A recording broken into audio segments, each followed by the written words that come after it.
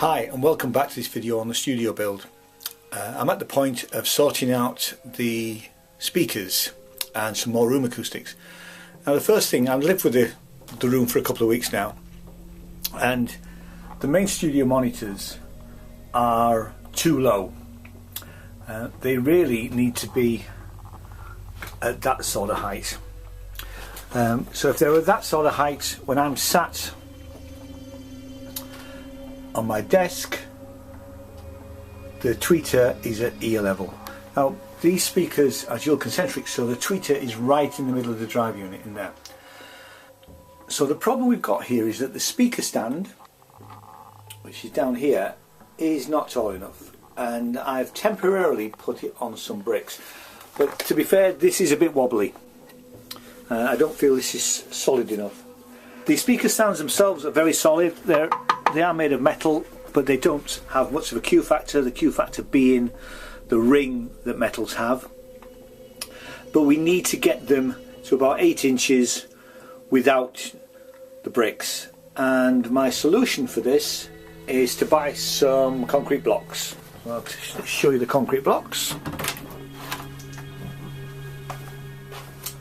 So here are the concrete blocks that we've got. So two for each speaker.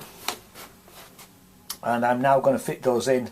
They're incredibly heavy and they're very cheap actually. They were £6 for 4 blocks.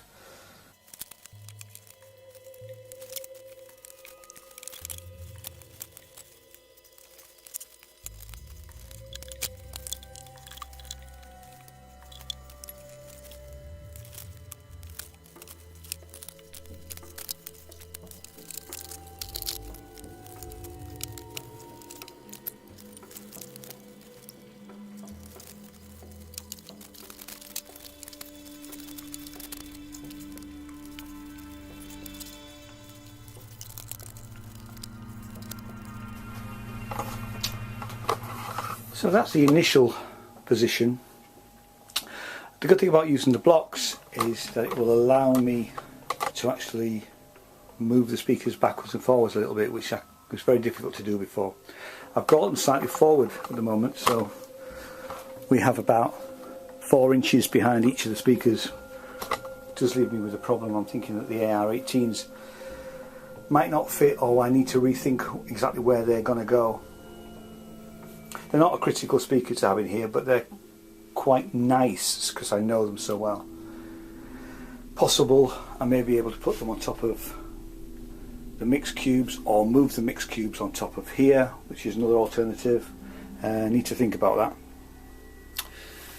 You might have wondered why I've gone for such heavy blocks, and it's really about mass.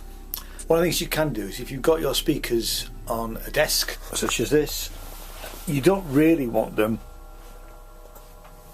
like this Avatone here is actually on the desk. So you need to get them off the desk. You can buy foam and different types of material so that you can get them off the desk. But the easiest way, to be fair, is on some bricks or some blocks. In the last studio I had the main pair of speakers on some spiked plinths. And for the ARs, I had them on bricks. The good thing about bricks or blocks is that they have lots of mass, and they don't ring, they don't make a sound. So that should help the quality of the speaker. I've sort of half settled on putting the ARs like that with the Avatones on top.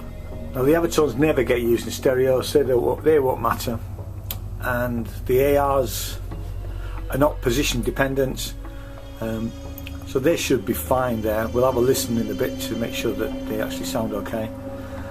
I do need to work on the actual final positioning of the main speakers.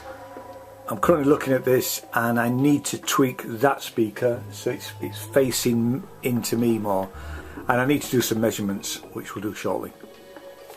I've had to rethink the speaker situation again, mainly because we were fine over in that corner, but because of the low ceiling on this part, we couldn't get the mix cube here.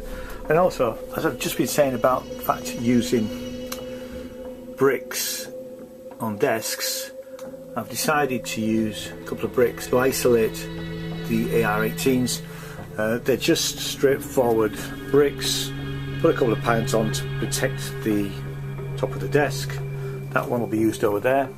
Don't need to worry about these with the mix cubes, because if you look at the bottom of a mix cube, if I just turn it on its side, it's already got a built-in isolating pad. So what we do with that is pop it the right way up. It's already isolating, and we should be able to just slide it into there, which we can. I need to tuck these cables down here. We're going to be missing the bottom of the drive unit, which is just about there, and there was a little bit of damage to the speaker when it fell over, and we've chipped a corner there. Right, I've just had a quick listen to the speakers, and I'm quite happy with the positioning of them. The last thing I have to do is check where is the actual, what's called the golden triangle.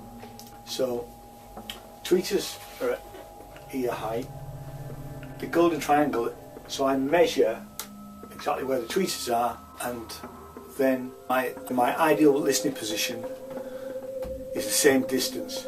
Now what I think will happen is that because the speakers are quite a way apart, that I will have to move the chair back to get the ideal listening position. But I've just had a listen, all I've been listening to is some talk on, which is what I tend to use as a reference, using some talk on Apple Music, so it's not high quality audio, it's MP3s. We need to do these sort of things really on a good quality 16 or a 24-bit file, but we've got some proper measurements to do in another video. So what I need to do is I just need to measure exactly where the tweeters are. The problem with doing this is that we get picked up by the magnets, so we're about there. I then need to bring my chair back, and my chair is back to about here. This would be my ideal listening position.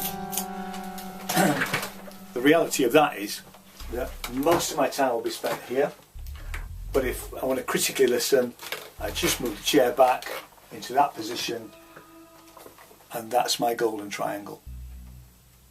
In the next video we'll be looking at sorting out some mid and upper diffusers which will be put on the wall, and we're going to do the mirror, what's called the mirror trick.